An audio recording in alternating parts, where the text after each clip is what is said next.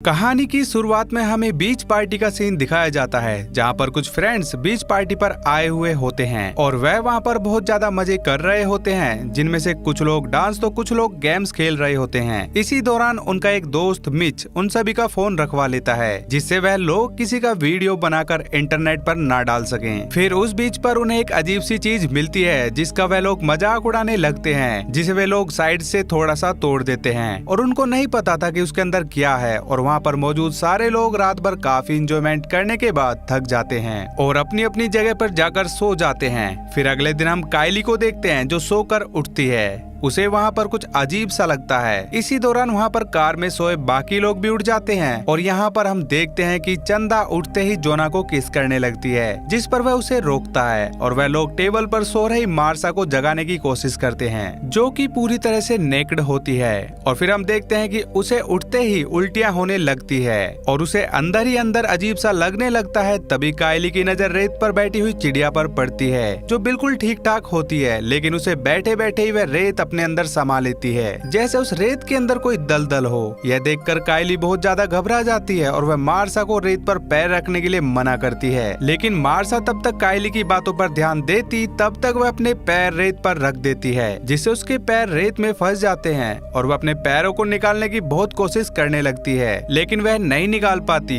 फिर वह अपने हाथों को भी इस्तेमाल करते हुए अपने पैरों को बाहर निकालने की कोशिश करती है, जिससे उसके हाथ भी उस रेत में फंस जाते हैं और वह डर कर चिल्लाने लगती है, जिसे देखकर वहाँ मौजूद सभी लोग बहुत ज्यादा घबरा जाते हैं। और वैंस उसे इस कंडीशन में देखकर रोनी के मना करने के बावजूद भी उसकी तरफ भागता है, लेकिन रेत में फंसने और गिरने की वजह से वह चिल्लाने लगता है। तभी जोना उसकी मदद करने के लिए कार स्टार्ट करने लगता है, लेकिन कार स्टार्ट नहीं होती और फिर मिच उसकी तरफ रस्सी फेंकता है, जिसे पकड़कर वह बच सके। लेकिन अब बहुत देर हो चुकी थी, क्योंकि वह रेत वैंस को बुरी तरह से खा रही होती है और वह इस हालत में नहीं होता कि वह रस्सी पकड़कर बाहर निकल सके। उसका चेहरा धीरे धीरे करके गलता जा रहा था, जिससे उसे बहुत ज्यादा पेन हो रहा था और देखने में ऐसा लग रहा था जैसे वह रेत में किसी ग्लू से चिपक गया हो। और देखते ही देखते उसका पूरा शरीर रेत के अंदर समा जाता है और वहाँ पर मौजूद लोगों को कुछ भी समझ नहीं आ रहा होता है कि वहाँ पर क्या हो रहा है। अब तक यह लोग बहुत ज्यादा डर जाते हैं, लेकिन मिच उन सभी लोगों को यह विश्वास दिलाने की कोशिश करता है कि वैंस भले ही मर गया है, लेकिन वह सभी ठीक ठाक है और वह यहाँ से जल्दी ही निकल जाएंगे। इसके बाद वह जोना को कार स्टार्ट करने के लिए कहता है, लेकिन यहाँ पर काफी कोशिश करने के बाद भी कार स्टार्ट नहीं होती। और फिर कायली अपने हाथों को रेत के ऊपर करती है, जहाँ रेत में से कुछ अजीब सी हरकतें होने लगती है। और फिर हमें गिलबर्ट को दिखाया जाता है, जो कि ड्रम में फंसा हुआ होता है और वह नींद में से जगने के बाद उन सबको आवाज देने लगता है ताकि वह लोग उसे बाहर निकाल सकें। लेकिन वह सभी उसे हिलने के लिए मना करते हैं और कहते हैं कि इस रेत में कुछ अजीब सी चीज है और अगर तुम इस रेत में गिर गए तो मारे जाओगे। लेकिन उसे इस बात पर यकीन नहीं होता और उसे लगता है कि वह सब उसके साथ मजाक कर रहे हैं। पर मिच उसे विश्वास दिलाता है कि उनके पास 2 घंटे के अंदर हेल्प आने वाली है, क्योंकि हमने कॉल कर दी है और वह जल्दी आकर हमें बचा लेंगे, इसीलिए उसे सिर्फ थोड़ी देर ही इंतजार करना है, जिस पर वह मान जाता है। जबकि असल में वहाँ पर कोई मदद नहीं आने वाली थी। और फिर जब कायली उससे पूछती है कि तुमने ऐसा क्यों किया, जिस पर वह बताता है कि इससे उसके पास उम्मीद होगी, क्योंकि बिना किसी उम्मीद के ड्रम में फंसे रहना उसके लिए नामुमकिन हो जाएगा। और अब वह लोग वैसे ही काफी देर तक पड़े हुए थे। तब कायली उन लोगों से पूछती है कि कल हमने इसी सैंड में ही पार्टी की थी, तब तो सब कुछ ठीक ठाक था, लेकिन आज ही सैंड बिल्कुल बदल चुकी है। और फिर वह लोग ध्यान देते हैं कि इनके अलावा बाकी लोग जो पार्टी में थे वह सब मारे जा चुके हैं और वह लोग इसलिए बच चुके हैं क्योंकि वह लोग रेत के कांटेक्ट में नहीं थे। और यह जानकर सब बहुत ज्यादा दुखी होते हैं। और इधर गिलबर्ट को बहुत ज्यादा पेन हो रहा था, जिस पर वह उन लोगों पर चिल्लाने लगता है और कहता है कि मुझे यहाँ से बाहर निकालो,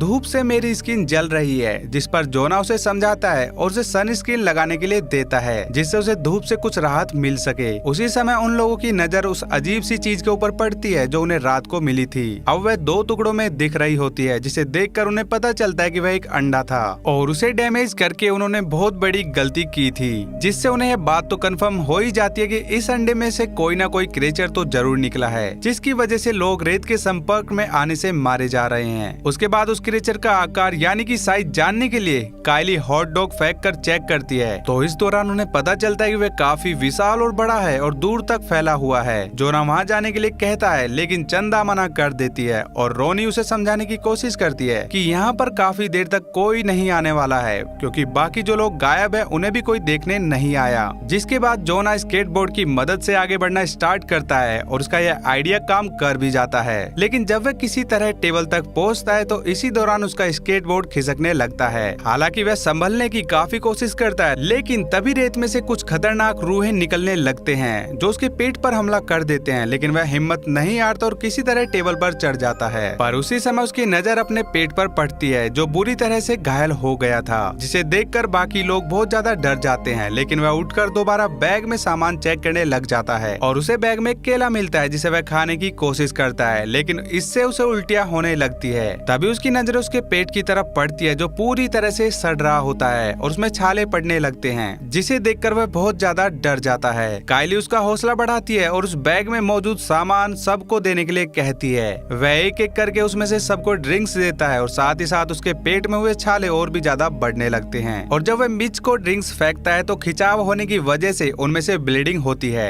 जिससे उसे बहुत ज्यादा दर्द होने लगता है और इसी वजह से वह वहीं पर एक टेबल पर लेट जाता है। और इसी दौरान वह काइली को यह विश्वास दिलाता है कि वह उससे बहुत प्यार करता है और यह सुनकर वह बहुत ज्यादा इमोशनल हो जाती है। और फिर उन सबको अपने मोबाइल की याद आती है जो कि कार की डिग्गी में पड़ा हुआ होता है, जिसे निकालने के लिए उन्हें नीचे जाना पड़ेगा। लेकिन रोनी किसी तरह डिग्गी को खोलने की कोशिश करती है पर वह इसमें नाकामयाब रहती है। फिर वह चाबी लेकर चंदा की मदद से उसे खोलने की कोशिश करती है, लेकिन डिग्गी उसकी बॉडी में फंसने की वजह से पूरी तरह से नहीं खुल पाती, जिससे चंदा को लगता है कि रोनी डिग्गी को नहीं खोल पाएगी। जिस पर रोनी कहती है कि मुझे इसको पूरा खोलने के लिए तुम्हारा सहारा चाहिए, क्योंकि वह वहाँ पर खड़ी नहीं रह सकती। उसके बाद चंदा उसे एक ब्लैंकेट पकड़ाकर उसे डिग्गी खोलने के लिए कहती है, लेकिन फिर भी वह इसमें नाकामयाब रहती है। अब इसके बाद काइली उसे फिश कैचर की मदद से खोलने के लिए कहती है और इसके बाद रोनी डिग्गी खोलने में कामयाब रहती है। और इसी दौरान वहाँ पर बीच पेट्रोलिंग का सुपरवाइजर आ जाता है और जिसकी गाड़ी की आवाज से रोनी का ध्यान भटक जाता है और वह फिसल जाती है, जिससे उसकी उंगलियां डिग्गी में दब जाती है और वह बहुत बुरी तरह से चिल्लाने लगती है। और इधर काइली, गैलबर्ट और मिच उस सुपरवाइजर को कार से उतरने के लिए रोकते हैं, लेकिन वह उनकी बात बिल्कुल नहीं मानता, क्योंकि उसे ऐसा लगता है कि उन लोगों ने ड्रग्स ले रखी है, जिससे वह उन लोगों के मना करने के बाद भी गाड़ी से उतर जाता है और रेत में चलने लगता है, जिसे देखकर वह सब हैरान हो जाते हैं, क्योंकि वह रेत उसे कोई भी नुकसान नहीं पहुंचा रही थी। और फिर जब वह जोना के पास पहुंचता है तो उसके पेट की हालत देखकर उसे काफी अजीब लगता है, जिसके बाद वह गिलबर्ट को उस ड्रम से बाहर निकालने की कोशिश करता है, लेकिन वह उसे नहीं निकाल पा रहा होता है। जिसके बाद वह कहता है कि मेरी टीम आएगी, वह तुम्हें निकालेगी। और उसके बाद जब वह रोनी की उंगलियां डिग्गी से निकाल रहा होता है तो वह इस बात पर काफी ज्यादा नाराज होता है कि कोई उसकी मदद क्यों नहीं कर रहा, जिस पर काइली उस पर गुस्सा हो जाती है। और तभी वह सुपरवाइजर रोनी को छोड़ काइली के पास पहुंच जाता है, जहाँ पर काइली उसे बताने की कोशिश करती है कि हमारे 2 दोस्त पहले ही मारे जा चुके हैं। और अब इस बात को पूरा सुनकर वह उनकी डेड बॉडीज के बारे में पूछता है, जिसके बाद काइली उसे बताती है कि रेत ने उनकी डेड बॉडीज को बुरी तरह से खा लिया है। और यह सुनकर वह काफी ज्यादा गुस्सा होता है, जिस पर वह काइली और मिच को नीचे बुलाता है, जहाँ पर काइली उसे समझाने की कोशिश करती है कि उनका नीचे आना सेफ नहीं है, लेकिन सुपरवाइजर नहीं मानता और वह अपनी गन निकालने की कोशिश करता है। और तभी उसकी चाबी रेत में गिर जाती है, जिससे काइली उठाने के लिए मना करती है, लेकिन इससे पहले की चाबी उठाता उसके हाथ रेत में चिपक जाते हैं और यह सब देखकर बहुत ज्यादा डर जाता है। और उसी समय काइली उसे पेपर स्प्रे करने को बोलती है और जब वह स्प्रे करता है और अपना हाथ वापस से निकालने की कोशिश करता है तो उसका हाथ अलग हो जाता है, जिसे देखकर वह चिल्लाने लगता है और रेत में गिर जाता है। और तभी काइली उसके पास जाकर वह स्प्रे उठा लेती है, जहाँ पर देखते ही देखते वह सुपरवाइजर रेत में गायब हो जाता है। उसके बाद मिच कहता है कि उसे यहाँ से निकलने के लिए एक टॉवल चाहिए, क्योंकि अभी उसने देखा था कि सुपरवाइजर अपने जूतों की मदद से रेत पर चल सकता था। और अब उसके बाद वह टॉवल से लेने की कोशिश करता है, लेकिन रेलिंग गिरने की वजह से वह रेत पर गिर जाता है और रेत में से निकले टेंटिकल्स उसका खून बुरी तरह से चूसना शुरू कर देते हैं और देखते ही देखते उसकी पूरी बॉडी को बुरी तरह से खा जाते हैं। और यह सब कुछ देखकर वह सब बहुत बुरी तरह से परेशान हो जाते हैं, लेकिन काइली हिम्मत दिखाती है और वह चंदा को रेलिंग उठाने के लिए कहती है, जिसके बाद वह उसे एक और रेलिंग देती है और खुद भी वहीं से कार में कूद पड़ती है। और वह वहां पर पहुंचते ही चंदा को एक जोरदार चाटा मारती है, क्योंकि पिछली रात उसी ने ही जोना को बहकाया था।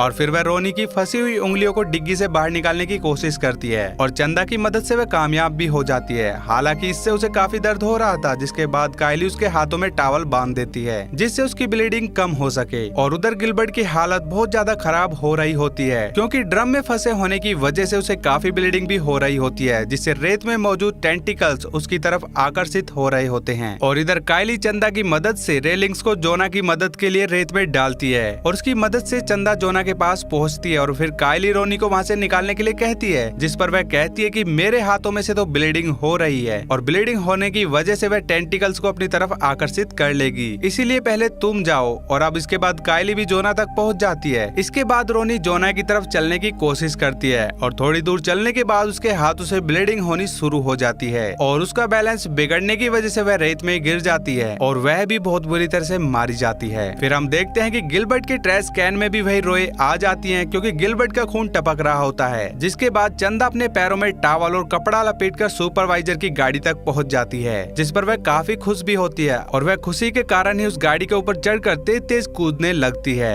और यह देखकर वहाँ सभी लोग खुश होने लगते हैं। लेकिन इस दौरान गिलबर्ट का ड्रम उसमें से निकले टेंटिकल की वजह से खिसकना शुरू कर देते हैं और जब उसका ड्रम हिलना बंद होता है तभी उसके ड्रम से क्रीचर क्रीपी के बहुत सारे टेंटिकल्स निकलते हैं और वह उसे बेल्ट की तरह कसकर सीधे उसे एक ड्रम के अंदर खींचकर ले जाते हैं और वह बेचारा भी मारा जाता है। और यहाँ पर हमें यह भी पता चलता है कि धीरे धीरे वह क्रीचर बड़ा और ताकतवर भी होता जा रहा है और तभी वह क्रीचर गाड़ी पर भी हमला कर देता है, जिस पर चंदा गाड़ी के ऊपर ही स्लिप हो जाती है और गिरने की वजह से बेहोश हो जाती है, जिस पर कायली बहुत परेशान हो जाती है और उसके बाद बड़ी मुश्किलों से चंदा रात में जागती है और वह एयर बाथ टब की वजह से कायली को कार के अंदर बैठा लेती है। लेकिन जब कायली कार के अंदर आती है तो उसी समय क्रीचर उस पर अटैक कर देता है और दोस्तों हमें यहाँ पर यह भी पता चलता है कि यह जो क्रीचर है इसके जो टेंटिकल्स हैं वह रात में बहुत ही ज्यादा ग्लो करते हैं और तभी वह क्रीचर गाड़ी का गेट भी बंद कर देता है। जिसके बाद कायली गाड़ी के ऊपर चढ़ जाती है और तभी उसे गैसोलीन ऑयल कैन मिल जाती है और जैसे ही वह उसे उठाती है तो वह क्रीचर उससे वह कैन छीन लेता है। लेकिन तभी कायली दूसरा कैन उठाकर गाड़ी के चारों तरफ छिड़क देती है और लाइटर की मदद से वहाँ पर आग लगा देती है और ऑयल गिरने की वजह से उस क्रीचर के ऊपर भी आग लग जाती है, जिससे वह बुरी तरह से जलने लगता है। लेकिन जब वह गाड़ी के अंदर जाती है तो क्रीचर गाड़ी के गेट को खोलने की कोशिश करता है, पर यहाँ पर उस क्रीचर की ताकत कम होने लगती है, जिसकी वजह से वह गेट को नहीं खोल पाता। लेकिन कायली गेट को बंद कर लेती है और फिर वह क्रीचर धीरे धीरे शांत हो जाता है और उन लोगों को नींद आ जाती है और अगली सुबह वहाँ पर एक आदमी आता है जो उन्हें उठाता है। और इस समय जब कायली गाड़ी से बाहर निकलती है वह काफी डर रही होती है, लेकिन जब वह रेत में पैर रखती है तो उसे महसूस होता है कि अब वह क्रीचर मारा जा चुका है, जिस पर वह दोनों उस गाड़ी से बाहर निकलती है और वहाँ से चली जाती हैं। इधर हम जोना को देखते हैं जो कि अब तक मर चुका होता है और फिर हमें दिखाया जाता है कि वह क्रीचर अब समुद्र के अंदर है और शहर की तरफ बढ़ रहा है और यहीं पर यह मूवी खत्म हो जाती है। तो दोस्तों अगर आपको इस मूवी की एक्सप्लेनेशन पसंद आई हो तो वीडियो को लाइक और चैनल को सब्सक्राइब कर दीजिए। बाकी मैं मिलूंगा आपसे न्यू वीडियो में, तब तक के लिए take care, bye bye, love you.